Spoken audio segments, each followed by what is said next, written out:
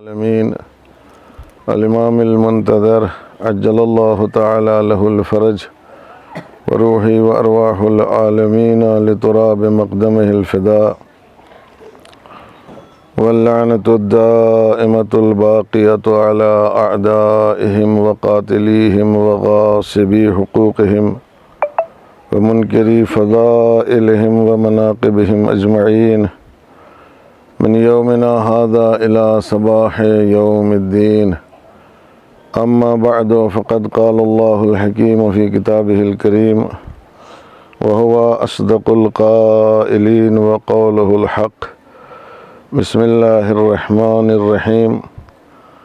ولا تدعوا مع الله إلها آخر لا إله إلا هو كل شيء هالك إلا وجهه له الحكم وإليه ترجعون.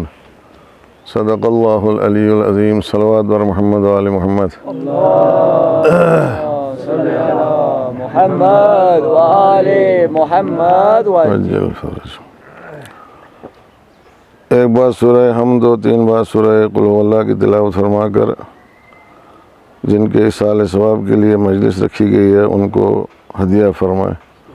اعوذ باللہ من الشیطان الرجیم. بسم اللہ الرحمن الرحیم. مالک یوم الدین. ایاک نعبد و ایاک نستعین. اهدنا الصراط المستقیم صراط الذین انعمت علیہم غیر المغضوب علیہم ولا الضالین. بسم اللہ الرحمن الرحیم. قل هو الله أحد الله الصمد لم يلد ولم يولد ولم يكن له كفوا أحد. بسم الله الرحمن الرحيم. قل هو الله أحد الله الصمد لم يلد ولم يولد ولم يكن له كفوا أحد. بسم الله الرحمن الرحيم. قل هو الله أحد الله الصمد لم يلد ولم يولد ولم يكن له كفوا أحد. اللهم صل على محمد وآل محمد. اللهم اغفر للمؤمنين والمؤمنات والمسلمين والمسلمات الأحياء منهم والأموات. تابع اللهم بيننا وبينهم بالخيرات إنك مجيب الدعوات إنك على كل شيء قدير. وبعث هذا الكلام إلى روح من قرأت له هذه الفاتحة المباركة بحق الزهراء وأبيها وبعلها وبنيها. اللهم اغفر له واجعله عندك في أعلى العليين وارحمه وإيانا برحمتك يا أرحم الراحمين. صلوات بر محمد وآل محمد.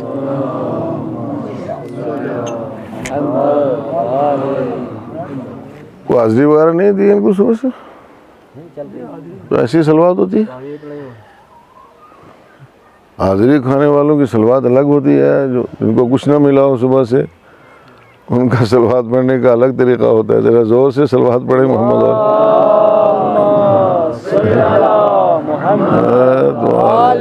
محمد وعجل فرج. اصال ثواب کی مجلس ہے اور اصال ثواب کا مطلب ہوتا ہے ثواب پہنچانا. ایصال جو ہے یہ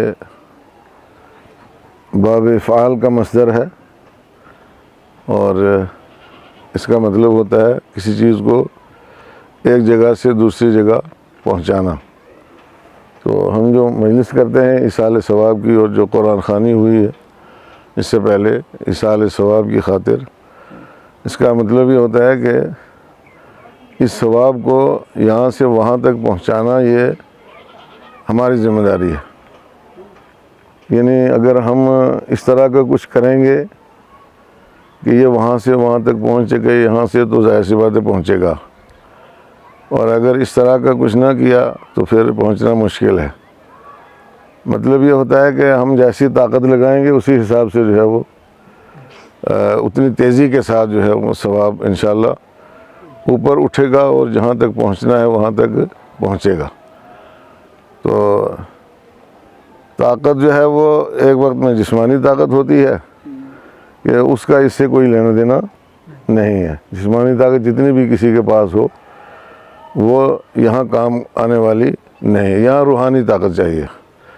یعنی انما الاعمال بالنیات، نیت جس کی جتنی اچھی ہوگی، پختہ ہوگی اور خالصانہ ہوگی اور ایمان سے بھرپور ہوگی. نیت کے ساتھ ایمان کا ہونا بھی ضروری ہے. تو انشاءاللہ اسی حساب سے یہ ثواب جو ہے وہ اتنی تیزی سے وہاں تک پہنچے گا. اور اگر نیت جو ہے وہ نہ ہو تو ثواب کا پہنچنا مشکل ہوتا ہے. تو یہ اتنے سارے لوگ مل کے اگر مثلا خلوص نیت کے ساتھ اور انتہائی ایمانداری کے ساتھ، ایمانداری کا مطلب وہ ایمانداری جو ہم اور آپ بولتے ہیں یہاں پہ، وہ حقیقی ایمان جس کے اندر ہوتا ہے اس کو کہتے ہیں ایمانداری کے ساتھ اگر کوشش کریں گے تو ایک ہی مجلس جو ہے یا ایک ہی بار قرآن خوانی یا ایک ہی سورہ فاتحہ جو ہے، ایک ہی سورہ فاتحہ ان کی جن تک یہ پیغام پہنچنا ہے، یہ ثواب پہنچنا ہے، نجات کے لیے، بخشش کے لیے، درجات کی بلندی کے لیے انشاءاللہ کافی ہے. اور یہ چیز جو ہے وہ مرنے والوں کے لیے بہت زیادہ تقویت کا باعث ہوتی ہے اور بہت زیادہ خوشی کا باعث ہوتی ہے. اور ان کو اس سے بہت سکون ملتا ہے کہ جب دنیا میں کوئی شخص اپنے ان لوگوں کو کہ جو دنیا سے چلے گئے ہیں یاد کرتا ہے، اور یاد کرنے کے بعد ان کے لیے کوئی ایسا کام کرتا ہے کہ جو اللہ کی نظر میں مطلوب ہے، اللہ کی نظر میں پسندیدہ ہے، جو اللہ کی نظر میں ثواب کے قابل ہوتا ہے اور جو اللہ کی نظر میں عبادت شمار ہوتا ہے، ایسا کوئی بھی کام اگر انسان کرتا ہے اس کام کو جو ہے وہ ہدیہ کرتا ہے، اس کو، اس کے ثواب کو ہدیہ کرتا ہے، اس کو جو دنیا سے چلا جاتا ہے تو اس کا واقعی ثواب جو ہے وہ اس شخص کو ملتا ہے. اور پھر جو کمی اگر خدا نخواستہ کہیں اس کے سلسلے میں ہو، اس کے سفر میں ہو، اور اس کے جو آگے کا سفر ہے اس میں اگر کوئی مشکل ہو تو وہ کمی اور مشکل جو ہے وہ دور ہو جاتی ہے اور وہ ایک منزل اور آگے بڑھ جاتا ہے. یہ خود پروردگار عالم کا ایک عظیم لطف ہے انسانوں کے اوپر کہ وہ مرنے کے بعد بھی جو ہے وہ موقع دیتا ہے کہ جو لوگ دنیا سے چلے گئے ہیں ان کے لیے کچھ نہ کچھ اگر آپ کرنا چاہتے ہیں تو آپ کو اجازت ہے کہ ان کے لیے کریں اور ان کو ہدیہ کریں. ایک صلوات پڑھیں محمد و آل محمد پر.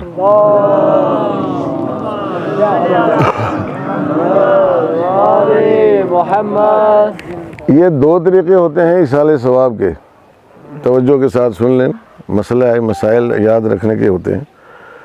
ایصال ثواب کے دو طریقے ہوتے ہیں. ایک طریقہ یہی ہے جو ہم لوگ اختیار کرتے ہیں یہاں بیٹھ کے، یعنی ہم لوگ قرآن پڑھتے ہیں، ہم لوگ مجلس پڑھتے ہیں، ہم لوگ پڑھتے ہیں جو کچھ بھی پڑھنا ہے، اور اس کے بعد اس کو ہدیہ کرتے ہیں اس کے لیے جو دنیا سے چلا گیا ہے. یہ بھی ایک ایصال ثواب کا طریقہ ہے، ثواب پہنچانے کا طریقہ ہے. اور ایک طریقہ ثواب پہنچانے کا یہ ہے کہ کوئی بھی انسان جو کام کرتا ہے، فرض کرو 2 رکعت نماز پڑھتا ہے، ایک وقت میں آدمی ہدیہ والدین نماز پڑھتا ہے تو وہ ایصال ثواب ہوتا ہے اس کا اور ان کو نماز کا ثواب ملتا ہے. ایک وقت میں انسان جو ہے وہ ان کی نیابت میں نماز پڑھتا ہے، نیابت. تو یہ نیابت میں جو کام کیا جاتا ہے یہ کام ایسا ہوتا ہے گویا وہ خود کر رہا ہے. یعنی اگر آپ 2 رکعت نماز ایصال ثواب کے لیے پڑھیں گے اس کی الگ صورت ہے، اور اگر ہم 2 رکعت نماز اس کی نیابت میں پڑھیں گے کہ ان کی نیابت میں نماز پڑھتا ہوں، اس کا مطلب کیا ہے؟ اس کا مطلب وہ خود جو ہے یہ 2 رکعت نماز پڑھ رہا ہے. اگر آپ ان کی نیابت میں قرآن پڑھیں گے اس کا مطلب یہ ہے کہ وہ خود قرآن مجید کی تلاوت کر رہا ہے. اگر ہم ان کی نیابت میں زیارت کریں گے اس کا مطلب یہ ہے کہ وہ خود جو ہے وہ زیارت کر رہا ہے. زیارت عاشوراء اگر نیابت میں پڑھیں گے اس کا مطلب یہ ہے کہ وہ خود زیارت عاشوراء کی تلاوت کر رہا ہے. یہ 2 طریقے ہیں ایصال ثواب کے، دونوں اچھے ہیں، لیکن نیابت والا طریقہ جو ہے وہ زیادہ اچھا ہے کہ اگر کوئی انسان اپنے دنیا سے چلے جانے والوں کے لیے ان کی نیابت میں اگر کوئی کام کرے یہ نیت کر کے، تو یہ ایسا ہوتا ہے کہ جیسا وہ شخص خود جو ہے وہ اس کام کو انجام دے رہا اور خود بارگاہ ربوبی سے اس کا ثواب دریافت کر رہا ہو. ایک صلوات پڑھیں محمد و آل محمد پر.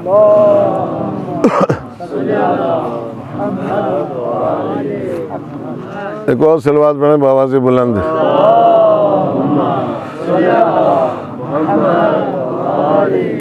دیکھو اور کسی چیز کا ثواب پہنچے یا نہ پہنچے مگر صلوات کا ثواب پہنچنا جو ہے یہ یقینی ہے، یا ہمیں اور آپ کو بھی ملے گا، جتنی زیادہ پڑھیں گے، جتنی زور سے پڑھیں گے، اور جن کے لیے پڑھی جاتی ہے ان کو بھی اس کا ثواب انشاءاللہ ضرور و ضرور ملتا ہے۔ لہذا صلوات جو ہے وہ انتہائی جوش و خروش کے ساتھ پڑھنی چاہیے اور پورے خضوع و خشوع کے ساتھ۔ ایک صلوات پڑھیں محمد و آل محمد، صلی علی محمد و آل محمد وعجل فرجہم۔ تو یہ دو طریقے جو ہے وہ ایصال ثواب کے آپ حضرات یاد رکھیں، دو طریقے۔ اب یہ ہے کہ کن کن چیزوں کے ذریعے سے ایصال ثواب ہو سکتا ہے، آئے سمجھ میں؟ کن کن چیزوں کے ذریعے ایصال ثواب؟ آیا ایصال ثواب صرف یہی ہے کہ ہم ان کے لیے ختم قرآن کی محفل رکھیں اور اس کے ساتھ ساتھ مجلس برپا کریں، آئے سمجھ میں؟ یا اور جو دوسرے طریقے ہوتے ہیں، یا ہمارے یہاں کے جب کوئی دنیا سے چلا جاتا ہے تو 40 دن تک اس کے لیے جو ہے وہ روٹی پکائی جاتی ہے اور ہر روز فاتحہ پڑھوائی جاتی ہے، اور وہ روٹی اس کی طرف سے جو ہے وہ صدقہ دی جاتی ہے یا ہدیہ دی جاتی ہے، یا اور اس طریقے کے جو چیزیں ہوتی ہیں جو آپ اور ہم لوگ کرتے ہیں معمول کے مطابق، یہی چیزیں ہیں ایصال ثواب کے لیے، یہی طریقہ ہے ایصال ثواب کا۔ یا اس کے علاوہ بھی انسان جو ہے وہ دنیا سے چلے جانے والے شخص کے لیے ایصال ثواب کر سکتا ہے۔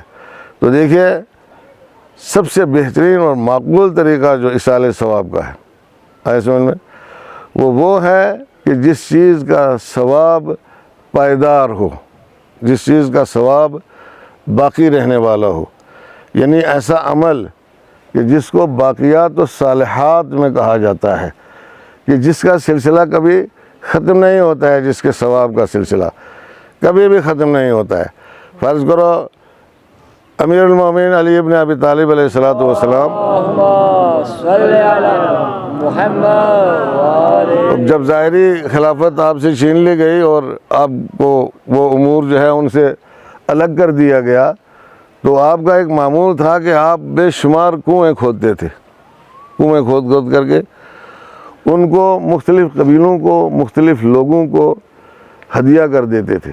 کنویں کھود دیا، باغ لگائے، کنویں کھودے، اس طرح کے کام کیے اور ان کو ہدیہ کر دیے۔ یہ وہ چیز ہے کہ جو کبھی ختم ہونے والی نہیں ہے، یہ سلسلہ ہمیشہ جو ہے وہ باقی رہنے والا ہے۔ تو امور خیر میں سے اگر کوئی انسان ایک ایسا امر خیر انجام دے اس شخص کے لیے جو دنیا سے چلا گیا ہے کہ جس کا سلسلہ باقی رہتا ہے، فرض کرو مسجد بنا رہے ہیں، فرض کرو حسینیہ بنا رہے ہیں، امام باڑہ بنا رہے ہیں، فرض کرو مکتب کی تعمیر کر رہے ہیں، فرض کرو مدرسے کی تعمیر ہو رہی ہے، یا اس کے علاوہ کوئی راستہ بنا رہا ہے، کسی کے لیے راستہ بنا رہا ہے، سڑک بنا رہے ہیں، کنواں بنا رہے ہیں، پانی کسی کو سپلائی کر رہے ہیں، آئے سمجھ میں؟ اور اس میں آدمی ان کو شامل کر لے کہ جو دنیا سے چلے گئے ہیں، کہ میں یہ کام فی سبیل اللہ ان کے ایصال ثواب کے لیے انجام دیتا ہوں۔ جب تک یہ سلسلہ جاری رہے گا، جب تک مسجد میں نمازی نماز پڑھتے رہیں گے، ثواب میں وہ شامل رہے گا، جب تک مکتب میں بچے پڑھتے رہیں گے، ثواب میں وہ شامل رہے گا، جب تک امام باڑے میں مجلسیں ہوتی رہیں گی، ثواب میں وہ جو ہے وہ شامل رہے گا، جب تک کوئی راستہ چلتا رہے گا، ثواب میں وہ شامل رہے گا۔ توجہ کی آپ نے؟ اس طرح کے امور خیر جو انسانوں کی فلاح و بہبود کے لیے ہوتے ہیں، جن کو ہم صرف اور صرف دنیاوی امور سے تعبیر کرتے ہیں کہ یہ جی دنیا کے کام ہیں، آئے سمجھ میں؟ یہ دنیا کے کام ہیں، ظاہر ہے کہ آپ ان کا آخرت سے کیا لینا دینا ہے؟ نہ، ایسے کوئی نہیں ہے عزیزان محترم، کوئی کام ہمارا ایسا نہیں ہے دنیا میں جس کا آخرت سے کچھ لینا دینا نہ ہو، کوئی کام بھی، سمجھ میں آیا؟ جتنے بھی دنیاوی امور، ہم جن کو دنیاوی امور کہتے ہیں اور ان میں آخرت کے بارے میں سوچتے ہی نہیں ہیں، ہمارے سارے کے سارے دنیاوی امور جو ہیں ان کا تعلق آخرت سے خود بخود پیدا ہو جاتا ہے، چاہے ہم ان کو آخرت سے جوڑنا چاہیں، چاہے ہم ان کو آخرت سے نہ جوڑنا چاہیں، وہ ہمارے اوپر ڈپینڈ نہیں کرتا ہے، چونکہ ہمارے امور کو کہاں فٹ کرنا ہے، کس خانے میں رکھنا ہے، ثواب کے خانے میں رکھنا ہے یا عذاب کے خانے میں رکھنا ہے، امور خیر میں ان کا شمار ہوگا یا امور شر میں ان کا شمار ہوگا، یہ ہمارے آپ کے بس کا روگ نہیں ہے۔ یہ جن کی تحویل میں ہمارے سارے امور جاتے ہیں اور جو ان کو لکھتے ہیں اور جن کے سامنے جو ہے ان کو پیش کیا جاتا ہے اور جو ان کے اوپر مہر تصدیق اور تائید ثبت کرتے ہیں، وہ طے کرتے ہیں کہ اس نے جو کام کیا ہے یہ امر خیر ہے یا امر شر ہے۔ آیا سمجھ میں؟ یہ ان کا طے کرنا ہے۔ یعنی سب سے پہلے ہمارے امام کی خدمت میں پیش ہوتے ہیں ہمارے امور، وہ دیکھتے ہیں کہ یہ امر جو انجام دیا گیا ہے اس کو خیر میں شامل کیا جائے گا یا شر میں شامل کیا جائے گا۔ فرشتے ہیں جو لکھتے ہیں وہ کس خانے میں اس کو لکھتے ہیں، اس کو کہاں شامل کیا جائے گا، کہاں شامل نہیں کیا جائے گا۔ لہذا انسان کو یہ کوشش کرنا چاہیے۔ دیکھیے ایک قاعدہ کلیہ ہے، ایک فارمولہ ہے اور ایک عمومی قانون ہے، اور وہ عمومی قانون یہ ہے کہ صرف وہ کام کرو کہ جن میں آپ یہ نیت کر سکو کہ میں اس کام کو کرتا ہوں رضائے پروردگار عالم کی خاطر، اور اگر کسی بھی کام میں آپ یہ نیت کر سکتے ہو کہ رضائے الہی کی خاطر میں اس کام کو انجام دے رہا ہوں، ظاہر سی بات ہے تو وہ کام جو ہے وہ امور خیر میں شامل ہو سکتا ہے، چاہے اشتباہاً اس میں ہم سے غلطی ہی کیوں نہ ہو جائے، اشتباہاً غلطی ہو جائے لیکن وہ شامل ہو جائے گا۔ اگر ہم کسی بھی کام کے سلسلے میں ایسی نیت نہ کر سکیں تو ظاہر سی بات ہے کہ پھر وہ امور خیر میں شامل نہیں ہو سکتا۔ ایک صلوات پڑھیں محمد و آل محمد۔ اللہم صلی علی محمد و آل محمد وعجل فرج۔ ایک اور صلوات پڑھیں بآواز بلند محمد۔ اللہم صلی علی محمد و آل محمد۔ لہذا کبھی کبھی ایسا ہوتا ہے کہ کسی کام کو ہم یہ سوچتے ہیں کہ نہیں صاحب یہ تو کوئی رکھتا نہیں، کوئی معنی نہیں رکھتا ہے، آیا سمجھ میں، لیکن وہ اللہ کی نظر میں محبوب ہوتا ہے۔ ہمیں نہیں پتہ کہ کوئی کام اللہ کی نظر میں محبوب ہے یا محبوب نہیں ہے۔ اور کبھی کبھی ہم یہ سوچتے ہیں کہ ہم جو کر رہے ہیں بڑا زبردست کام کر رہے ہیں، لیکن وہ اللہ کی نظر میں محبوب نہیں ہوتا ہے، آیا سمجھ میں۔ اس لیے کہ وَعَسَىٰ أَن تُحِبُّوا شَيْئًا وَهُوَ شَرٌ لَكُمْ وَعَسَىٰ أَن تَكْرَهُوا شَيْئًا وَهُوَ خَيْرٌ لَكُمْ۔ ایسا ممکن ہے کہ تم کسی چیز کو پسند کرتے ہو اور چاہتے ہو کہ یہ ہونا چاہیے، لیکن وہ تمہارے لیے شر ہے، اس میں تمہارے لیے کوئی خوبی اور کوئی خیر نہیں ہے۔ اور یہ ممکن ہے کہ تم کسی چیز کو شر سمجھتے ہو، مکروہ سمجھتے ہو، ناپسندیدہ سمجھتے ہو، لیکن وہ تمہارے لیے خیر ثابت ہو سکتا ہے۔ تو یہ سمجھنا عزیزان گرامی ہمارے اپنے بس کا روگ نہیں ہے۔ بغیر کسی علم کے اور بغیر کسی مدرک کے اور بغیر کسی استاد کے اور بغیر کسی رہنما کے اور بغیر اہل ذکر سے پوچھے ہوئے ہم اپنی مرضی سے اگر کام کرتے چلے جائیں گے تو پھر مشکل ہو سکتا ہے۔ ممکن ہے ہم یہ سمجھیں کہ ہم بڑا نیک کام کر رہے ہیں لیکن حقیقت میں وہ نیک نہ ہو، توجہ کیا آپ نے۔ اور ممکن ہے کہ ہم کسی کام کو چھوڑ دیں یہ سمجھ کے کہ نہیں صاحب یہ تو مجھے پسند نہیں ہے، مجھے اچھا نہیں لگتا ہے، اور وہ سب سے اچھا کام ہو جس کو ہم چھوڑ رہے ہوں۔ لہذا ایسے موقع کے اوپر ظاہر سی بات ہے کہ دنیا میں دو قسم کے لوگ ہیں۔ اللہ نے کچھ لوگوں کو انسانوں کی ہدایت کے لیے بھیجا ہے اور لوگوں کو پیدا کیا ہے ہدایت حاصل کرنے کے لیے، ہدایت پانے کے لیے۔ کچھ لوگوں کا کام ہدایت کرنا ہے اور کچھ لوگوں کا کام ہدایت حاصل کرنا ہے، ہدایت پانا ہے، اور ان سے پوچھ کر کے راستہ متعین کرنا ہے اپنے عمل کے لیے اور اپنی عبادت کے لیے اور اپنی بندگی کے لیے اور پروردگار عالم کی خوشنودی حاصل کرنے کے لیے۔ تو یہ کام اگر ہم سوچیں کہ نہیں صاحب بغیر کسی استاد کے ہو سکتا ہے، بغیر کسی کی رہنمائی کے ہو سکتا ہے، بغیر کسی کی ہدایت کے ہو سکتا ہے، تو ایسا ممکن نہیں ہے۔ پروردگار عالم نے کچھ ہی لوگ ہیں کہ جن کو اپنی طرف سے علم دے کر کے بھیجا ہے تاکہ وہ ان لوگوں کو سکھا سکیں کہ جن کے پاس علم نہیں ہے، اور ان کی ہدایت کر سکے اور ان کو سیدھے راستے کے اوپر لا سکے۔ ایک صلوات پڑھے محمد و آل محمد۔ صلی علی محمد و آل محمد۔ تو ہدایت کرنے والے اللہ کی طرف سے متعین ہیں، اللہ کی طرف سے مقرر ہیں، ان کی نشاندہی کی ہے انبیاء اور معصومین علیہم الصلاۃ والسلام جو ہے، جن کو پروردگار عالم نے انسانوں کی ہدایت کے لیے بھیجا ہے۔ آئے سمجھ میں؟ ہدایت یہی کر سکتے ہیں، ان کے علاوہ کوئی دوسرا ہدایت نہیں کر سکتا ہے۔ لہٰذا ہدایت کے سلسلے میں ہمیں ان کی طرف سے جو ہے وہ اعلان کی ضرورت ہے، ان کی طرف سے دعوے کی ضرورت ہے۔ آئے سمجھیں؟ ہم خود جا کے کسی کا دامن پکڑ کے اس کو اپنے لیے ہادی مقرر نہیں کر سکتے ہیں، رہنما مقرر نہیں کر سکتے ہیں، یہ اللہ کی طرف سے ہے، یہ پروردگار عالم کا کام ہے کہ وہ ہادی مقرر کرے، اور ہم پہچانیں شرائط کے ذریعے سے، ہم پہچانیں نشانیوں کے ذریعے سے، ہم پہچانیں علامات کے ذریعے سے، ہم پہچانیں ان چیزوں کے ذریعے سے کہ جو چیزیں ان کی معرفت کے لیے اور ان کی شناخت کے لیے پروردگار عالم نے معین کی ہیں۔ آئے سمجھ میں؟ ان چیزوں کے ذریعے سے ہم ان کو پہچانیں۔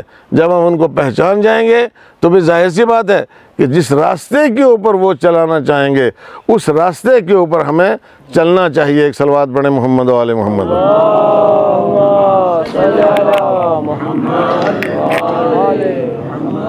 یہ ان کا کام ہے، یہ ہمارا کام نہیں ہے۔ لہذا عام انسانوں کا کام جو ہے، عام انسانوں کا کام یہ ہے کہ ایسے لوگوں کی تلاش کرنا جو ہدایت کر سکتے ہیں، ایسے لوگوں کے پاس خود کو پہنچانا جو ہدایت کر سکتے ہیں، ایسے لوگوں کے سامنے زانو تلمس طے کرنا جو ہدایت کر سکتے ہیں، ایسے لوگوں کی شاگردی اختیار کرنا جو ہدایت کر سکتے ہیں۔ آئے سمجھ میں؟ یہ عوام الناس کا کام ہے۔ اللہ کا کام جو ہے وہ ایسے لوگ بھیجنا اور ہمیشہ روئے زمین پر ایسے افراد رکھنا کہ جو مشکل سے مشکل ترین مسائل میں جو ہے وہ انسانوں کی ہدایت کرنے کے قابل ہوں، اور کبھی بھی وہ یہ نہ کہیں کہ ہمارے سامنے یہ مسئلہ جو آیا ہے اس کو ہم حل نہیں کر سکتے ہیں۔ توجہ کی آپ نے؟ لہذا یہی وجہ جن کو ہم ہادی مانتے ہیں وہ ائمہ علیہم الصلاۃ والسلام ہے۔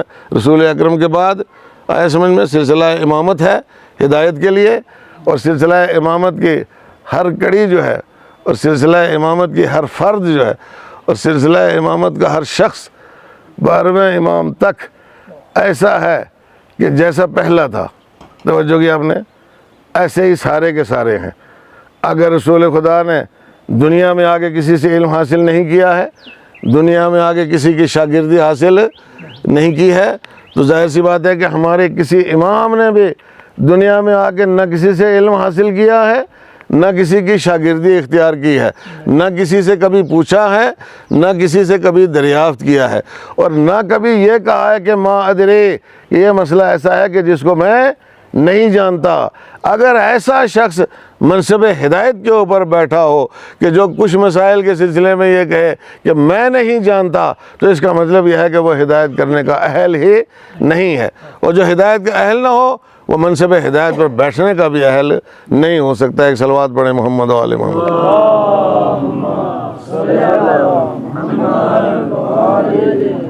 ایک اور صلوات پڑھیں محمد و آل محمد۔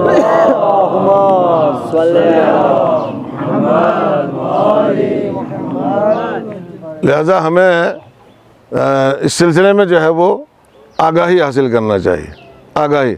خوب ظاہر سی بات ہے کہ اطاعت کے بھی دو طریقے ہوتے ہیں۔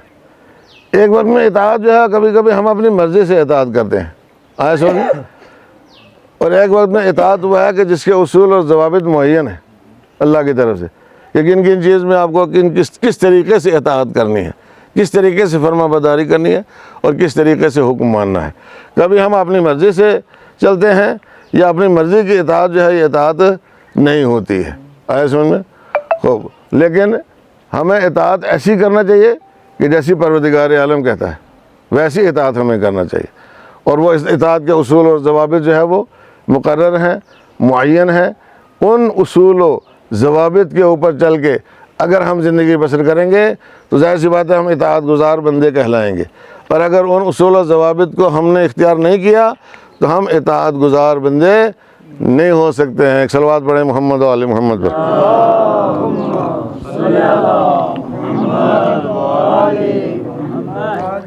اطاعت میں سب سے بڑی چیز جو ہے وہ یہ دیکھنا ہوتا ہے کہ جو مطاع ہے، جس کی اطاعت کی جا رہی ہے، اس کی منشا کیا ہے، اس کی مرضی کیا ہے۔ وہاں اپنی مرضی نہیں چلتی ہے، آئے سمجھیں، وہاں اس کی مرضی چلے گی، اس کا حکم چلے گا، اور اس کے حکم کے مطابق جو ہے وہ اطاعت ہوگی۔ اگر اس کے حکم کو کسی نے نہیں مانا ہے اور وہ یہ سوچتا ہے کہ میں اطاعت کر رہا ہوں، تو ظاہر سی بات ہے وہ اطاعت جو ہے وہ کوئی معنی نہیں رکھتی ہے۔ یعنی اگر فرض کرو ہمارے لیے واجب نمازیں جو ہیں وہ صبح کی 2 رکعت ہے، تو ہم اس کو 4 نہیں کر سکتے۔ ظہر کی 4 رکعت ہے تو ہم اس کو 8 نہیں کر سکتے۔ توجہ کیا آپ نے؟ اور جو کچھ ان نمازوں میں پڑھنے کے لیے کہا گیا ہے ہم وہی پڑھیں گے۔ جو واجب ہے وہ مقرر ہے، معین ہے، اس سے انحراف نہیں ہو سکتا ہے، اس سے ادھر ادھر ہم نہیں جا سکتے ہیں، نہ ذرہ برابر کمی کر سکتے ہیں، نہ ذرہ برابر جو ہے وہ اس میں زیادتی کر سکتے ہیں۔ توجہ کیا آپ نے؟ تو حدود مقرر ہیں، خطوط مقرر ہیں، اور ان معینہ حدود و خطوط کے اوپر چلنا پڑے گا۔ آپ کہیں گے جی نہیں میرے پاس بہت ٹائم ہے، خواہ مستحب بھی پڑھتے رہو جتنی بھی پڑھنا ہے، لیکن واجب کی نیت سے صرف 2 رکعت ہی پڑھو گے۔ سمجھ میں آیا؟ واجب کی نیت سے صرف 2 رکعت ہی پڑھو گے۔ اور اگر کوئی شخص واجب ادا کر کے اس کے بعد سارے وہ کام کرتا ہے کہ جو اس کے لیے بھی بہتر ہیں، سماج اور معاشرے کے لیے بھی بہتر ہیں، انسانیت کے لیے بھی بہتر ہیں، اور دنیا میں اس کی عزت سربلندی اور اس کی ترقی اور اس کے افتخار کے لیے ہیں، سارے وہ کام اگر کرتا ہے تو وہ سارے کے سارے کام جو ہے وہ عبادت میں شمار ہوتے ہیں، اللہ کی بندگی اور اطاعت میں شمار ہوتے ہیں۔ ہاں دیکھیے، فقہ کا مسئلہ جو ہے وہ بہت وسیع ہے، اور ابواب فقہ بہت وسیع ہیں، اور اس کے لیے آپ کے ہر کام کے لیے مسائل موجود ہیں اور جوابات موجود ہیں، رہنمائیاں موجود ہیں۔ اب کوئی بھی کام ایسا نہیں ہے کہ جس کے بارے میں آپ یہ کہیں کہ صاحب اب ہم جو ہے وہ اتنا آگے بڑھ گئے ہیں کہ اب ہماری کسی بات کا کوئی جواب نہیں دے سکتا ہے، ایسا کچھ بھی نہیں ہے۔ آپ اوپر چلے جاؤ مریخ پہ، آپ اس سے بھی اوپر چلے جاؤ، یہ پھر بھی اللہ کی کائنات ہے ساری کی ساری، اس کی کائنات سے باہر نہیں جا سکتے ہو۔ لہذا ان کی جو حجتیں ہیں وہ آپ جہاں بھی جاؤ گے ان کو وہیں پاؤ گے۔ ایک صلوات پڑھیں محمد و آل محمد۔ اللہم صلی علی محمد وآل محمد۔ آپ جہاں بھی جاؤ گے ان کو وہیں پاؤ گے۔ ایسا نہیں ہے کہ آپ بہت آگے نکل جاؤ گے اور وہ نہیں جا سکتے وہاں پہ۔ علی علیہ السلام نے اس لیے فرمایا تھا نا کہ میں زمین کے راستوں سے زیادہ آسمان کے راستوں کو جانتا ہوں، کہ کبھی آگے آنے والی دنیا کسی صدی میں آ کر کے یہ دعویٰ کرے کہ اب ہم تو بہت دور پہنچ گئے ہیں، تو یہ کس وسیلے سے وہاں تک پہنچیں گے؟ ان کے پاس تو کوئی سائنس نہیں ہے، ان کے پاس تو کوئی ٹیکنالوجی ہے ہی نہیں ہے، ان کے پاس تو کوئی وسیلہ اور ذریعہ ہی نہیں ہے وہاں تک پہنچنے کا۔ آئے سمجھ میں؟ تو یہ تو چاند پہ نہیں جا سکتے ہیں، یہ تو مریخ پہ نہیں جا سکتے ہیں، یہ تو اس سے آگے والی کائنات جو ہے وہاں تک نہیں دیکھ سکتے ہیں۔ تو جو کر رہے ہیں آپ حضرات، کوئی اگر یہ دعویٰ کرے تو اس کو جواب دینے کے لیے ظاہر سی بات ہے کہ کوئی ایسا نمائندہ ہونا چاہیے کہ جو علی علیہ السلام ہی کی طرح یہ دعویٰ کر سکے کہ میں زمین کے راستوں کو بھی تم سے اچھے طریقے سے جانتا ہوں اور آسمان کے راستوں کو بھی تم سے اچھے طریقے سے جانتا ہوں۔ جہاں تمہاری فکر کے پر پہنچ ہی نہیں سکتے ہیں، سوچ بھی نہیں پہنچ سکتی ہے، اس سے بھی کہیں آگے ہماری رسائی ہے، اور جہاں تمہاری سوچ کی اور فکر کی انتہا ہوتی ہے وہاں سے ہماری پرواز کی ابتدا ہوتی ہے۔ ایک صلوات پڑھیں محمد و آل محمد۔ اللہم صلی علی محمد وآل محمد۔ بآواز بلند ایک صلوات پڑھیں محمد و آل محمد پر۔ اللہم صلی علی محمد وآل محمد۔ لہذا ظاہر ہے کہ ہمیں علم کے لیے، ہدایت کے لیے، بندگی کے لیے، اطاعت کے لیے، اپنے تمام امور کے لیے جو ہے وہ محتاج رہنا پڑے گا ان کا کہ جو ہماری ہدایت کرنے والے ہیں، ان سے رابطہ برقرار کیے بغیر، رابطہ استوار کیے بغیر، اور علم حاصل کیے بغیر، معلومات حاصل کیے بغیر کوئی کہے کہ صاحب میں نے تو اپنے طرف سے بڑے اچھے اچھے کام کیے ہیں، یہ چیز قابل قبول نہیں ہے۔ چہ بسا ایسا ہوتا ہے کہ ہم اگر بہت اچھے کام بھی کیوں نہ کر جائیں، اگر ان کی مرضی شامل نہیں ہے، اگر ان کی منشا شامل نہیں ہے، اگر ان کا اذن شامل نہیں ہے، ان کی طرف سے اجازت شامل نہیں ہے، تو ظاہر سی بات ہے کہ وہ کام کسی کام کا نہیں ہے۔ توجہ کی آپ نے، وہ کسی کام کا کام نہیں ہے۔ فرض کرو ہمارے اوپر حج واجب ہے، سمجھ میں آیا؟ ہمارے اوپر کیا واجب ہے؟ حج واجب ہے۔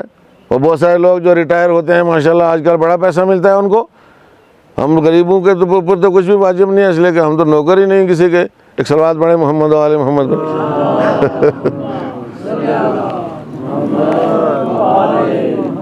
لیکن جن کے اوپر حج واجب ہوتا ہے، خب جب وہ پیسہ ان کے پاس اتنا آ گیا کہ جس پر حج واجب ہے، تو ظاہر سی بات ہے اگر اس پیسے سے انہوں نے حج نہیں کیا ہے تو اب 100 زیارتیں کر لو نا، 100 زیارتیں حج کی جگہ نہیں لے سکتی۔ سمجھ میں آیا؟ واجب واجب ہے، مستحب مستحب ہے۔ مستحب مطلوب نہیں ہے، واجب مطلوب ہے۔ مستحب کے نہ کرنے پر عذاب نہیں ہے، واجب کے نہ کرنے پر عذاب ہے۔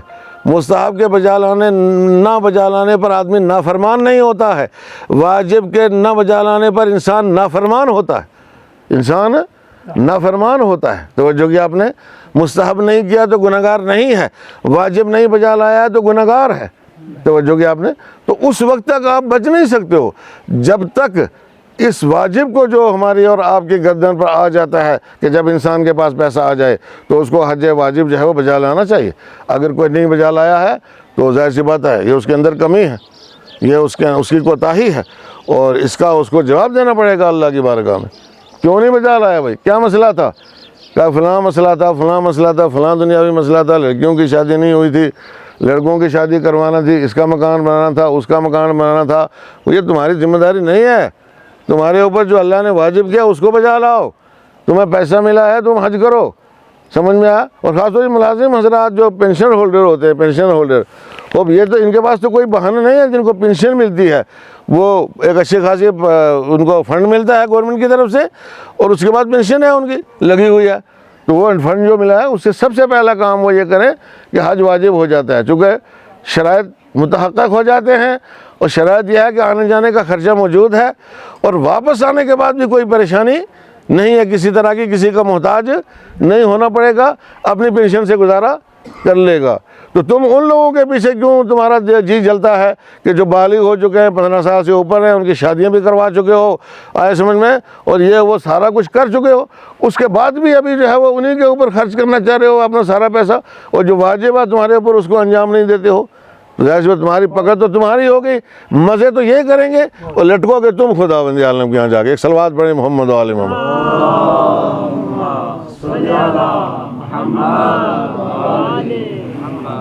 یہ مسئلہ ہے، تو یہاں اپنی مرضی نہیں نہ چلتی ہے، اور پھر بھی اگر آپ کے پاس مثلا کسی کے پاس پیسہ ہے اور وہ واقعاً اس کے کچھ مسائل ہیں، توجہ فرمانے آپ، مسائل ہیں اس کے کچھ، تو اپنے مسائل کو جس کی تقلید کرتے ہو اس کے سامنے رکھو، بات کرو اس کے ساتھ، آیا سمجھ میں؟ آج کل آن لائن رابطہ کر سکتے ہو، سیدھے سیدھے رابطہ کر سکتے ہو، بھائی اتنا پیسہ مجھے سرکار کی طرف سے ملا ہے اور یہ مسائل ہیں، ایک دو لڑکیاں ہیں جن کی شادی کرنی ہے، ایک دو لڑکے ہیں جن کی شادیاں کرنی ہے، ایک دو مکان بنا چکے ہیں، ایک دو اور بنانا ہے مثلا، فرض کرو، یا جو بھی مسائل آپ کے ہیں آپ بالکل من و عن مسئلے بیان کرو اور ان سے پوچھو اب ہماری ذمہ داری کیا ہے، کیا ہم اس پیسے سے حج کریں یا اس پیسے کو جو ہے وہ دوسرے کاموں کے اوپر خرچ کریں، کیونکہ آپ تو فیصلہ نہیں کر سکتے ہو نا، اپنی مرضی سے فیصلہ انسان نہیں کر سکتا ہے۔ دیکھو عزیزان محترم، جس طرح یہ آپ کا بدن آپ کہتے ہیں یہ ہمارا بدن ہے، یہ وہ پاکستانی عورتوں کا نعرہ نہیں ہے نا کہ کیا کہتے ہو ہمارا جسم ہماری مرضی، جو پاکستانی عورتیں مسلمان ملک کی، ہاں ان کا نعرہ، ہندوستان میں ابھی تک یہ نعرہ نہیں لگا، یہ پاکستان میں لگا ہے جو مسلمان ملک ہے کہ ہمارا جسم ہماری مرضی۔ یہ نہیں چلتا ہے بابا ہمارا جسم ہماری مرضی، یہ نہیں چلتا ہے۔ یہ جسم تمہارا کہاں سے کب سے ہو گیا تمہارا؟ کس نے کہا تمہارا جسم ہے کہ تم اس میں اپنی مرضی چلاؤ گے؟ یہ تو اللہ کا ہے، یہ پورا ڈھانچہ اور پورا پیکر جو ہے کس نے بنا کے دیا آپ کو؟ اللہ نے بنا کے دیا۔ تم نے کب بنایا؟ کہاں بنایا؟ اور ایک اور بنا لو اگر تم نے بنا لیا تو، اسی طرح کا ایک اور بنا کے دکھا دو۔ اگر تمہارے اندر طاقت ہے تو کچھ پیدا کر کے دکھا دو، کوئی مکھی پیدا کر کے دکھا دو، اچھا ایک مچھر کو مار کے اس کو زندہ کر کے دکھا دو۔ اچھا وہ نہیں، قرآن کہتا ہے مکھی اگر تمہارے ہاتھ سے کوئی چیز چھین کے لے جاتی ہے تو اسے واپس لے کے دکھا دو۔ ایک مکھی جو ہے وہ تمہارے کھانے کے اوپر بیٹھتی ہے، وہاں پخانا کرتی ہے، اس کے بعد کچھ چھین کے لے جاتی ہے، وہاں سے اپنا حصہ اٹھا کے لے جاتی ہے۔ اب تم اسے واپس لے کے دکھاؤ تو مکھی سے اگر تم طاقتور ہو کہتے ہو سارا کیوں، تمہارا کچھ بھی نہیں ہے بابا، یہ جسم تمہارا نہیں ہے، یہ اللہ کا ہے، ایسے سمجھے، اور اس کو اللہ کی مرضی کے مطابق چلانا ہے، جیسے اللہ کہے گا ویسے چلانا ہے۔ لہذا اب جس طریقے سے ایک دکاندار کا مالک ہوتا ہے اور ایک نوکر ہوتا ہے دکان کے اوپر، سمجھا، جو مال بیچتا ہے، تو اس کا کام صرف مال بیچنا اور پیسہ صندوقی میں ڈالنا ہے۔ اس کو یہ اختیار نہیں ہے کہ وہ پیسے کو خرچ کرے اپنی مرضی سے، کہ میں ادھر سے اٹھا کے ادھر دے دوں، ادھر سے اٹھا کے ادھر دے دوں، اپنی مرضی سے خرچ کرنے کا اسے کوئی حق نہیں ہوتا ہے۔ یہ تم نے بھی اللہ کے جسم سے جو کچھ بھی کمائی کی ہے، جتنا کچھ بھی اس جسم کے ذریعے سے کمایا ہے، تمہیں اس کو اپنی مرضی سے خرچ کرنے کا کوئی حق نہیں ہے۔ ایک صلوات پڑھے محمد و آل محمد۔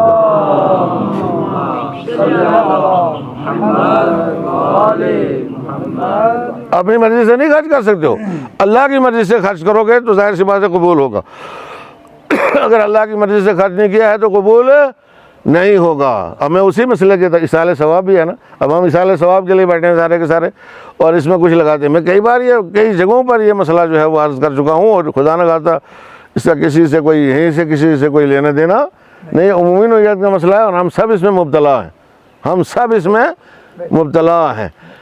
اب کوئی بھی چیز آپ جو ہے وہ ثواب کے طور پر بھیجنا چاہتے ہو، سمجھ میں آگے بھیجنا چاہتے ہو، خوب کھانا بھی جو ہے اس کا بھی ثواب جاتا ہے آگے، پانی ہے اس کا بھی ثواب جو ہے وہ آگے جاتا ہے، سبزی بناؤ گے اس کا بھی ثواب آگے جاتا ہے، دہی دودھ استعمال کرو گے اس کا بھی ثواب آگے جاتا ہے، اور اس سے بہترین کیفیت میں جو ہے وہ پروردگار عالم اس کو تبدیل کر کے اس کو دیتا ہے جس کے لیے اصالِ ثواب ہو رہا ہے۔ لیکن اس میں بنیادی شرط یہ ہے، بنیادی شرط یہ ہے کہ وہ مال جو اصالِ ثواب میں خرچ ہو رہا ہے وہ حلال ہونا چاہیے، اور جو انسان خرچ کر رہا ہے وہ اس کا مالک ہونا چاہیے۔ ایک صلوات پڑھیں محمد و آل محمد۔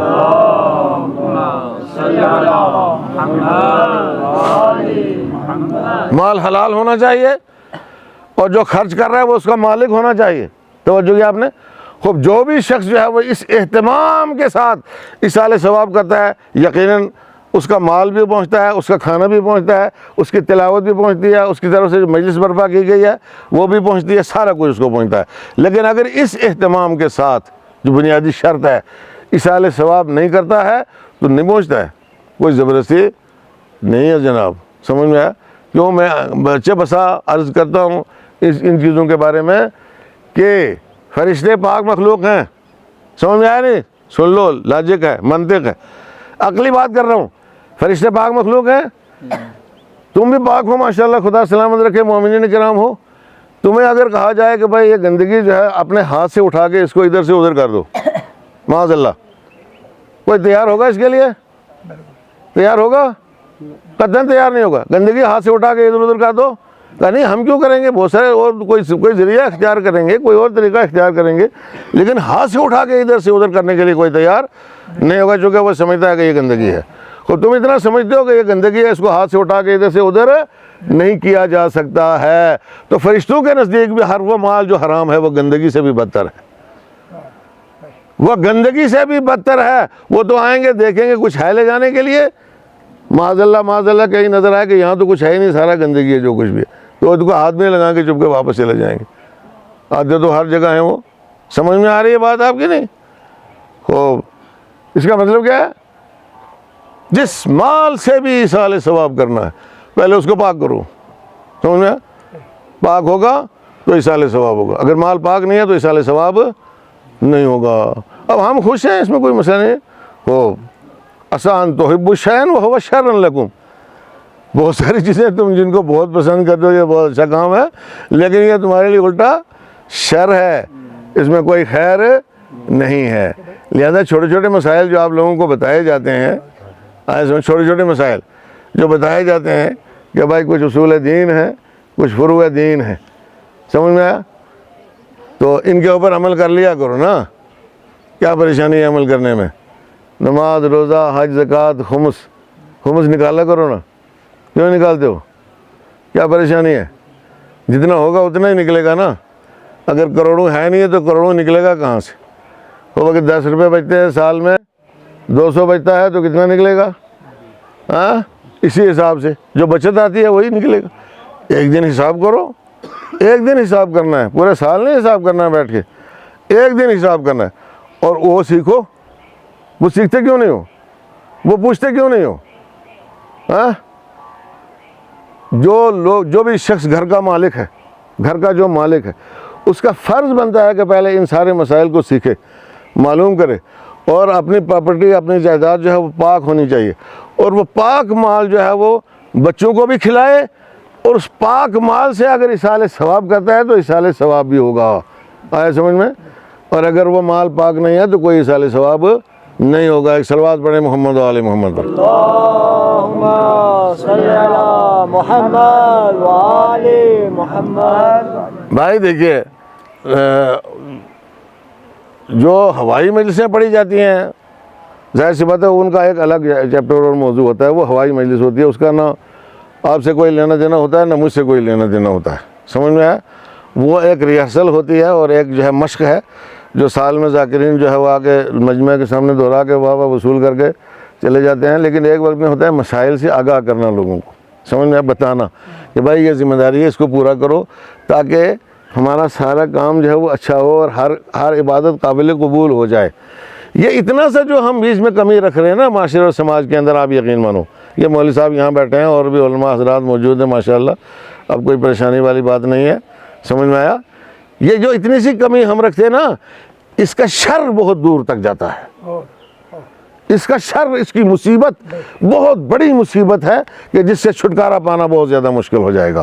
تمام اعمال جو ہے وہ زیر سوال آ جائیں گے, پوچھ لیا جائے گا کیا کیا ہے, یہ قبول کیسے ہوگا, یہ نماز کیسے قبول ہوگی بھائی, یہ روزہ کیسے قبول ہوگا, اور حتیٰ کہ یہ عزاداری کیسے قبول ہوگی, یہ مجلس کیسے قبول ہوگی, یہ تبرک جو اس میں تم نے لگایا یہ کیسے قبول ہوگا.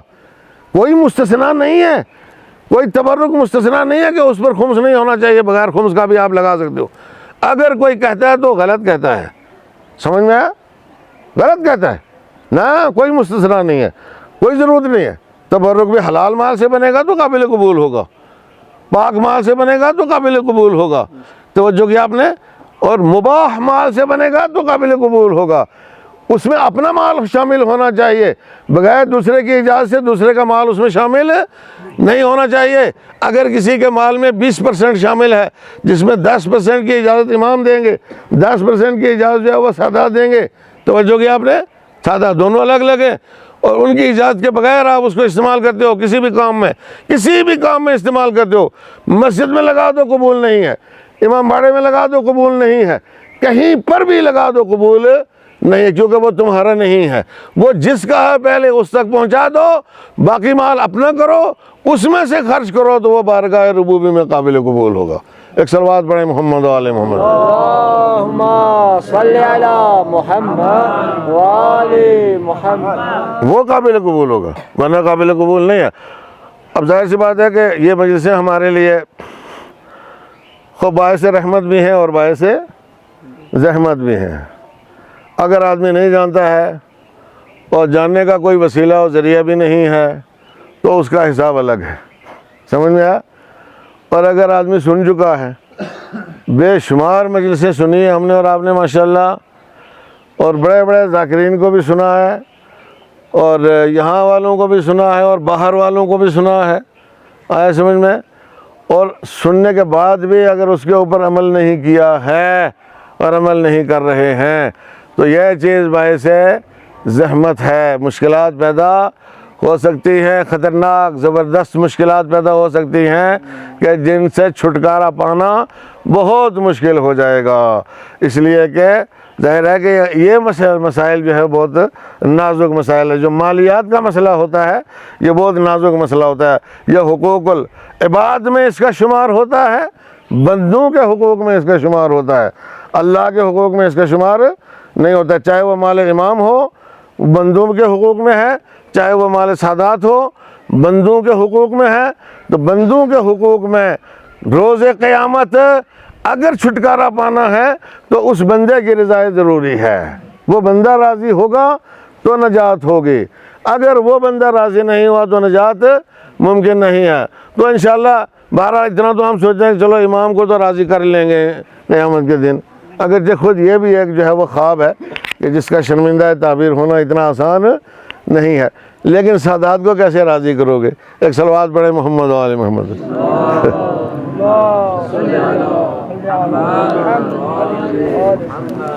ایک اور صلوات پڑھیں بآواز بلند محمد و آل محمد پر۔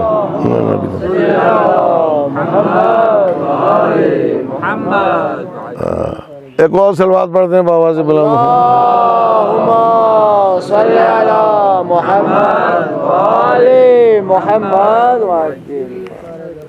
آئی سمجھ میں بات ہے؟ اب یہ بات میں آپ ہی لوگوں سے کیوں کہتا ہوں؟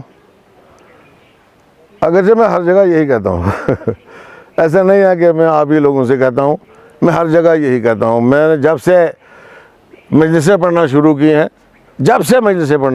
اس وقت سے لے کے آج تک میں جہاں بھی گیا ہوں میں نے کبھی سودا نہیں کیا کسی کے ساتھ، کبھی کمپرومائز، مجھے آتا ہی نہیں ہے کمپرومائز کرنا، سیدھی سی بات ہے بالکل۔ بات جو ہے وہ کہنی ہے، حق بات پہنچانی ہے، سچ بات پہنچانی ہے، یہ ایک مبلغ کی ذمہ داری ہے، یہ ایک عالم کی ذمہ داری ہے، توجہ کیا آپ نے۔ لیکن خاص طور سے میں آپ ہی لوگوں کو زیادہ تنگ کیوں کرتا ہوں، آپ ہی لوگوں کو زیادہ پریشان کیوں کرتا ہوں؟ اس لیے کہ یہ شکوہ تو آپ کو بہت زیادہ رہتا ہے نا، کہ جو کچھ بھی کہتے ہیں تو ہمیں ہی کہتے ہیں اور کسی کو تو کچھ کہتے ہی نہیں ہیں۔ نہ ایسا نہیں سوچنا کبھی بھی، کبھی میرے ساتھ چل کے دیکھنا کہیں آگے پیچھے کی مجلس میں، تو آپ کو اندازہ ہو جائے گا۔ لیکن پھر بھی آپ کو اس لیے کہتا ہوں کہ آپ کا شمار میرے قرابت داروں میں ہوتا ہے، میری بستی والوں میں ہوتا ہے، میرے اپنوں میں ہوتا ہے، سمجھ میں آیا نہیں؟ میرے اپنوں میں ہوتا ہے، پڑوسیوں میں شمار ہوتا ہے، قرابت داروں میں شمار ہوتا ہے، بستی والوں میں شمار ہوتا ہے۔ ہمارا خون بھی اکثر جو ہے ایک ہی ہے سب کا، سمجھ میں آیا؟ تو قرآن مجید نے جب پیغمبر کو تبلیغ کرنے کا حکم دیا تھا تو سب سے پہلے یہ کہا تھا وَأَنذِرْ عَشِيرَتَكَ الْأَقْرَبِينَ، سب سے پہلے جو آپ کے قریب ترین قبیلے والے ہیں، قریب ترین، اقرب سب سے قریب جو ہوتا ہے، جو سب سے زیادہ قریب ترین لوگ ہیں ان کو ڈراؤ۔ یہ نہیں کہا ان کو بشارت ہو کہ تم تو جنت میں جاؤ گے اس لیے کہ تم میرے رشتہ دار ہو، سمجھ میں آیا نہیں؟ کہ جب میں جنت میں جاؤں گا تو تمہیں تو جانا ہی جانا ہے، میں 10 20 کو 50 کو سمیٹ کے لے ہی جاؤں گا اپنے ساتھ، کیا پریشانی ہے، پارٹی ہے نا بھائی۔ لیکن یہاں تو کوئی مسئلہ خدا نہ خواستہ کوئی ایسا تو نہیں ہے کہ بھائی وہ کوئی سیاسی تمبو لگایا کسی کا اور وہاں جتنوں کو لے جاؤ تو پذیرائی ہوگی تمہاری وہاں پہ، سمجھ میں؟ ایسا کچھ نہیں ہے وہاں جو ہے۔ نہیں، پیغمبر سے کہا، یہ نہیں کہا کہ آپ یہ پہلا پیغام ہے نا، بعد میں بشیر بھی ہیں، نذیر بھی ہیں، سب کچھ ہیں پیغمبر صلی اللہ علیہ وآلہ وسلم، بعد میں بشارتیں بھی دی ہیں، ڈرایا بھی دیا، لیکن سب سے پہلے کہا خداوند عالم نے کیا کہا؟ انذر عشیرتک الاقربین، جو سب سے زیادہ قرابت دار ہیں تمہارے ان کو ڈراؤ، ان کو ڈراؤ۔ کس سے ڈرانا تھا؟ ڈرانا اپنے آپ سے ڈرانا تھا؟ نہیں، خدا سے ڈرانا ہے نہ، خدا سے ڈرانا نہیں ہے۔ پیغمبر اپنے آپ سے ڈرانے کے لیے نہیں آئے، پیغمبر رحمت للعالمین ہے اور وہ خالق رحمت للعالمین ہے، نہ اس سے ڈرنا ہے نہ اس سے ڈرنا ہے۔ ڈرانا کس سے ہے؟ خب دوزخ سے ڈرانا ہے۔ کس سے ڈرانا ہے؟ دوزخ کی آگ سے ڈرانا ہے، توجہ کیا آپ نے؟ تو ان کو دوزخ کی آگ سے ڈراؤ۔ خیر دوزخ کی آگ ہوتی کہاں ہے؟ دوزخ کی آگ ہے کہاں؟ کہ دوزخ کی آگ جو ہے وہ انسان کے شکم میں ہے۔ ایک صلوات پڑھیں محمد و آل محمد۔ اللہم صلی علی محمد و آل محمد۔ دوزخ کی آگ کہاں ہے؟ انسان کے شکم میں ہے۔ یہ جو خدا نہ خواستہ کہ یہ حرام کا مال ہے، معاذ اللہ، خوب آپ کو خداوند متعال چیزوں سے محفوظ رکھے۔ اگر کہیں خدا نہ خواستہ غلط اور حرام کا مال ہے تو یہ دوزخ کی آگ ہے جو انسان اپنے شکم میں بھرتا ہے۔ آیا سمجھ میں؟ یہ تو یتیموں کا مال کھاتے ہیں، قرآن مجید کہتے ہیں انما یاکلون فی بطونہم نارا، یہ اپنے شکموں میں آگ بھرتے ہیں، آگ سمجھ میں، آگ بھرتے ہیں شکم میں، توجہ کیا آپ نے؟ تو یہ جو آدمی ناجائز مال کھاتا ہے، یہ غیر حساب شدہ مال جو ہے وہ انسان کھاتا ہے، تو یہ دوزخ کی آگ ہے جو انسان اپنے شکم میں بھرتا ہے۔ تم اس سے ڈرو۔ دوزخ کون بناتا ہے؟ دوزخ ہمارے عمل سے بنتا ہے۔ جنت کون بناتا ہے؟ جنت ہمارے عمل سے ہے، توجہ کیا آپ نے؟ اچھا کام کرو گے تو یہیں جنت بھی ہے، اچھا برا کام کرو گے تو یہیں دوزخ بھی ہے، سلسلہ یہیں سے شروع ہو جاتا ہے، جنت کا سلسلہ بھی ہے اور دوزخ کا سلسلہ بھی ہے۔ اور مومن تو دنیا آخرت میں اپنا مقام دیکھ کے دنیا سے جاتا ہے، آخرت میں اپنا مقام دیکھ کے دنیا سے جاتا ہے۔ پروردگار عالم مومن کو اس کی زیارت کرواتا ہے کہ تو نے جو نیک اعمال کیے ہیں، تو نے یہ نہیں سوچنا کہ تو نے وقت برباد کیا ہے، یہ صلہ ہے تیرا اللہ کی طرف سے، اور یہ تیرا مقام ہے، اس کو دیکھ لے، تاکہ وہ اسی دنیا میں جو ہے وہ اپنے اعمال کا صلہ دیکھ کر کے دنیا سے جائے۔ توجہ کہ آپ نے، یہ پروردگار عالم کا اہتمام ہے، لہذا یہ سب اپنے عمل کے ذریعے سے، یہ سب اپنے کردار کے ذریعے سے ہے۔ توجہ کہ آپ حضرات نے، عزیزان گرامی، کوئی شخص بھی جو ہے وہ اپنے کسی عمل کے ذریعے سے، اپنے کسی بدعملی کے ذریعے سے، توجہ فرما لیں، اپنے کسی غلط کاری کے ذریعے سے، اپنے کسی ناجائز کام کے ذریعے سے کسی کو کوئی نقصان نہیں پہنچا سکتا ہے، خدا کو کوئی نقصان نہیں پہنچا سکتا ہے، اہل بیت علیہ السلام کو کوئی نقصان نہیں پہنچا سکتا ہے۔ توجہ کہ آپ نے، صرف اور صرف اپنا نقصان کرتا ہے، اپنا نقصان کرتا ہے۔ اور اگر نیک کام کرے گا تو کسی کا کوئی فائدہ نہیں کر سکتا ہے، اللہ کو اس سے کوئی فائدہ نہیں ہونے والا ہے، اہل بیت علیہ السلام کو ان سے کوئی فائدہ نہیں ہونے والا ہے، اس کا فائدہ صرف اور صرف اس کو حاصل ہوتا ہے، اس کو حاصل ہوتا ہے۔ توجہ کہ آپ نے، لہذا آپ حضرات سے جو ہمیشہ کہا جاتا ہے وہ اسی لیے کہا جاتا ہے کہ بھائی ان چھوٹے چھوٹے مسائل کو کم نہ سمجھو، اور صاحب یہ ہنڈی جو ہے وہ ماشاءاللہ یہ تو مرکز ہے، ہاں نہیں ہے؟ وہ یہاں اس زمانے میں شیعت کا آغاز ہوا ہے کہ جب یہیں آس پاس کسی کو پتہ نہیں تھا، کسی کو خبر نہیں تھی آس پاس، ایسے میں اس زمانے میں یہاں عزاداری ہوتی تھی، بڑے پیمانے پہ عزاداری ہوتی تھی، ذاکرین باہر سے آ کر کے جو ہے وہ یہاں پہ ذکر کیا کرتے تھے، سرائیکی زبان میں مجلسیں پڑھا کرتے تھے، آیا سمجھ میں؟ تو یہ تو بہت پرانا مرکز ہے، اور اس میں اہل سنت کا بہت بڑا ہاتھ تھا، اس میں جو چہلم کے موقع کے اوپر جو جلوس نکلتا تھا، یہ پرانا جلوس ہے خانقاہ سے جو یہاں ہنڈی آتا ہے چہلم کا، یہ بہت پرانا جلوس ہے، وہ ہمیں یاد ہے بچپنے میں جو ہے میں نے بس چند جملے اور جلوس نکلتا ہوا دیکھا ہے یہاں سے اس طرف، اور اس زمانے میں جو ہے وہ مولانا خادم صاحب کی قیادت میں نکلتا تھا، اور پھر یہ یہاں یہ اسٹیج یہاں ہنڈی میں، یہ باہر خانقاہ میں یہ ٹھنڈی جس کو آپ لوگ بولتے ہیں، یہاں اسٹیج لگتا تھا، یہاں اسٹیج لگا، اور ان کے فرزند خدا غریق کا رحمت کرے دونوں کو سرور کی میں نے تقریر سنی یہاں پر ایک سال اس جگہ کے اوپر، اور وہ آیت بھی مجھے یاد ہے کہ جس سے اس نے تقریر شروع کی تھی، فل یضحکوا قلیلا ولیبکوا کثیرا، کہ تم بہت کم ہنسو اور بہت زیادہ رو، جس کا ترجمہ یہ ہے، آیا سمجھے؟ تمہیں چاہیے کہ بہت کم ہنسو اور بہت زیادہ رو۔ تو یہ پرانا مرکز ہے، نیا مرکز نہیں ہے۔ توجہ کہ آپ نے،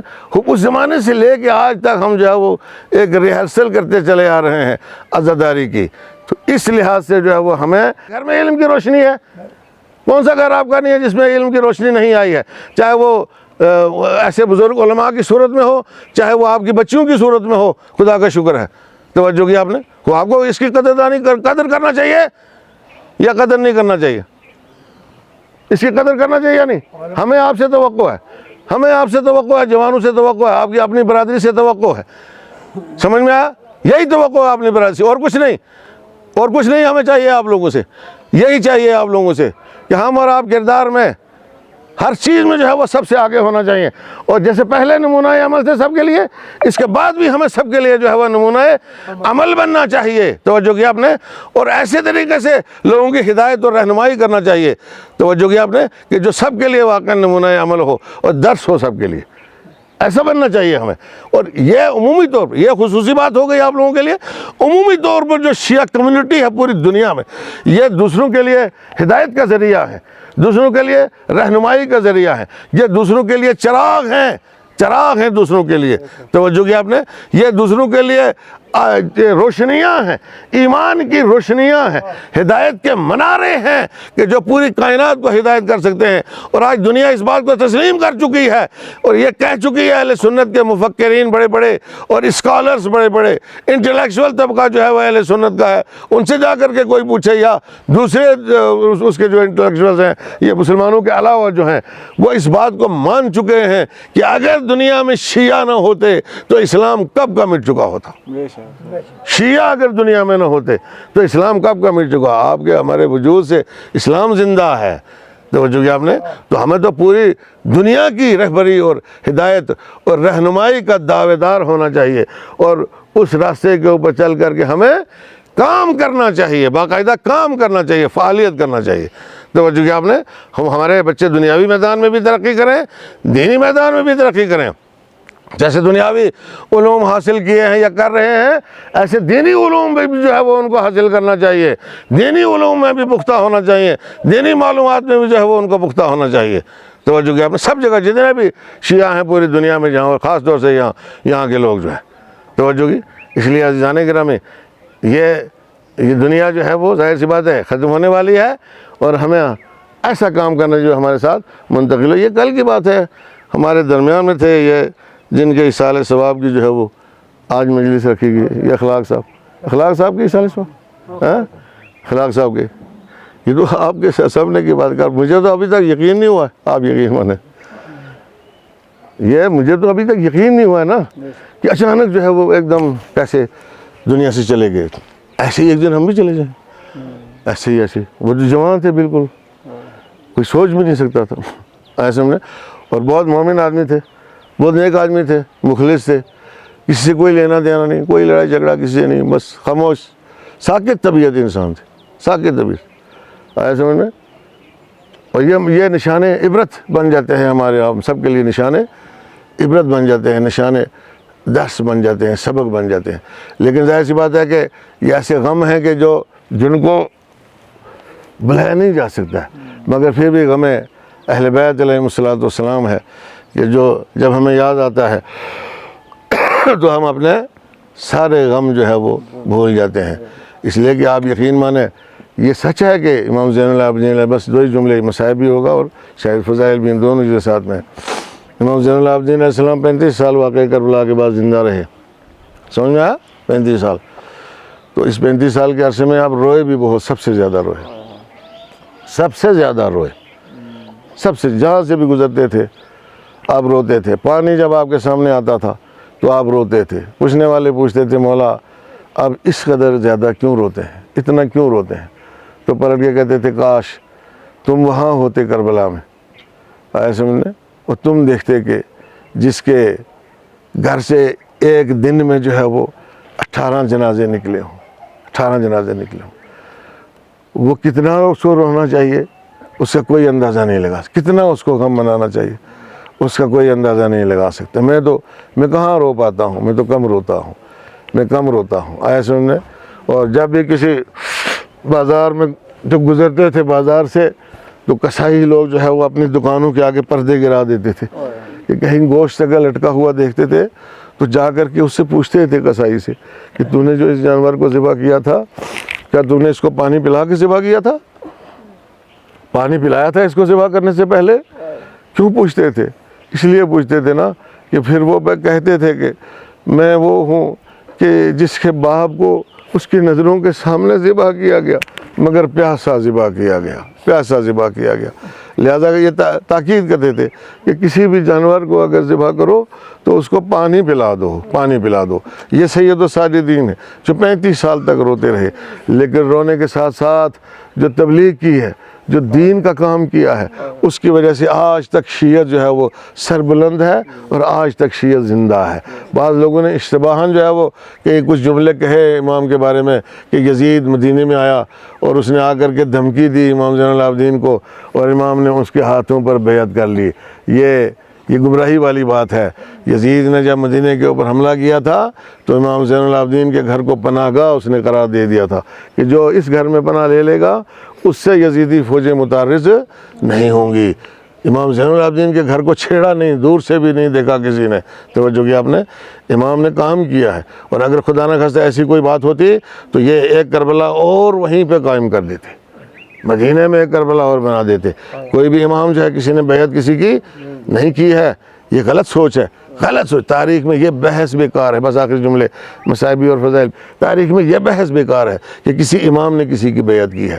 توجہ کہ آپ نے نہ کسی بھی حضرت علی علیہ السلام سے لے کے آخری امام تک انہوں نے کبھی کسی کی بیعت نہیں کسی فاسق و فاجر کی بیعت نہیں کی ہے۔ اور امام حسین نے علیہ السلام نے تو حجت تمام کر دی، یہ حسین نے جو اپنی قربانی دی ہے اور بیعت نہ کی ہے، حسین نے یہ ثابت کر دیا ہے کہ نہ میرے بابا نے بیعت کی تھی، نہ میرے بھائی نے بیعت کی تھی، اور نہ میں کسی کی بیعت کروں گا، اور نہ آج کے بعد میری نسل سے آنے والا کوئی امام کسی کی بیعت کرے گا۔ اور حسین کا سر کٹ کے نیزے کی نوک پر بلند ہوا، اور بلند ہو کر کے قرآن کی تلاوت کر کے یہ بتایا ہے کہ ہمارے سروں کو تم کاٹ سکتے ہو لیکن ہم سے حق کو چھین نہیں سکتے ہو، اور ہم میں اور قرآن میں تم جدائی نہیں ڈال سکتے ہو۔ عزیزان گرامی، ہم روتے ہیں تو ان مصائب کو یاد کر کے روتے ہیں کہ جو ان کے اوپر ڈھائے گئے۔ امام سے جب کوئی پوچھتا تھا سب سے زیادہ خطرناک مصیبتیں آپ پر کہاں پڑی ہیں، تو امام کہتے تھے الشام، الشام، الشام، شام میں سب سے زیادہ مصیبتیں میرے اوپر ڈھائی گئیں، اس لیے کہ شام ہی وہ جگہ تھی کہ جہاں بیویوں کو سربرہنا دربار یزید میں جانا پڑا، اور جہاں ہزاروں لوگ کرسیوں کے اوپر بیٹھے ہوئے تھے، اور وہاں بیویوں کو تعارف کروایا جا رہا تھا کہ یہ زینب ہیں، یہ ام کلثوم ہے، یہ رقیہ ہیں، یہ رباب ہیں۔ الا لعنۃ اللہ علی القوم الظالمین سیعلم الذین ظلموا ای منقلب ینقلبون انا للہ و انا الیہ راجعون۔